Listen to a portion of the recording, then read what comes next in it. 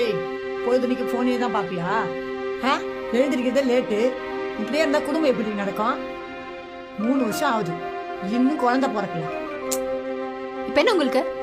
நான் எந்த வேலையும் செய்யலங்கிறது பிரச்சனையா, இல்ல நான் காலையில லேட்டா எந்திரிச்சது பிரச்சனையா, இல்ல எனக்கு இன்னும் குழந்தை பிறக்கலங்கிறது பிரச்சனையா? சொல்லுங்க. எல்லாம் பிரச்சனை தான். கல்யாணம் ஆகி 3 வருஷம் ஆகுது, இன்னும் குழந்தை பிறக்கல. அக்கம் பக்கத்து வீட்டுக்காரங்களாம் கேக்குறாங்க, நான் என்ன சொல்றது?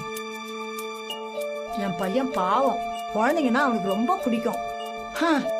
அவனுக்கு இப்ப குழந்தை பிறக்காது போலயே. தேவையில்லாம பேசுற வேலை வச்சுக்காதீங்க. வாய் முடிட்டு உங்க வேலையை மட்டும் பாருங்க. என்னடி விட்டா ஓவரா பேசுற?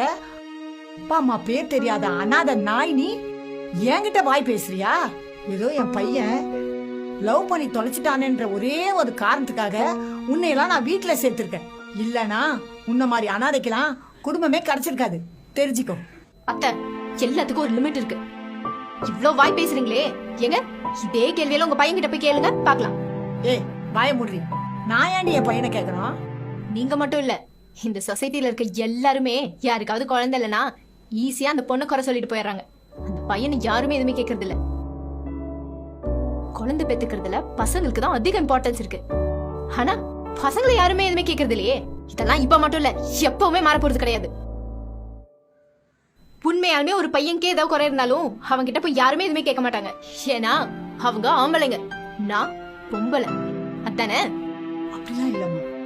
ஓ, அப்படியா? சரி, இன்னைக்கு ஆபீஸ் முடிச்சு உங்க பையன் வந்ததும் என்கிட்ட கேட்ட அதே கேள்வி அவர்கிட்ட கேளுங்க பாக்கலாம்.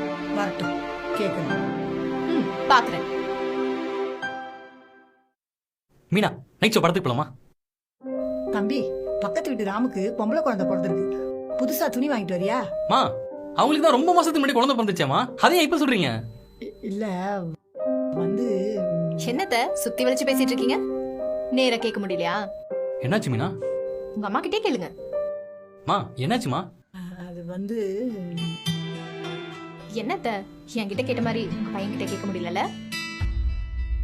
எனக்கு தெரியும் அத்த, உங்களால கேட்க முடியாதுன்னு. நீங்க மட்டும் இல்லை, இங்க முக்காவாசி பேரு பொண்ணுங்க கிட்டதான் ஈஸியா கேட்டுறாங்க, பசங்க கிட்ட கேட்கறதுக்கு தயங்குறாங்க.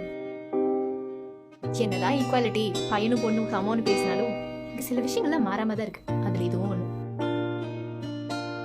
உங்க மாமியார் உங்ககிட்ட இதே கேள்வி கேட்டப்போ நீங்க அவங்களை எதிர்த்து ஏதாவது கேட்டிருந்தீங்கன்னா இன்னைக்கு இந்த கேள்வி என்கிட்ட கேட்டிருக்க மாட்டீங்கல்ல. மாற்றம் நம்ம கிட்ட இருந்தா வரணும், புரிஞ்சுக்கோங்க.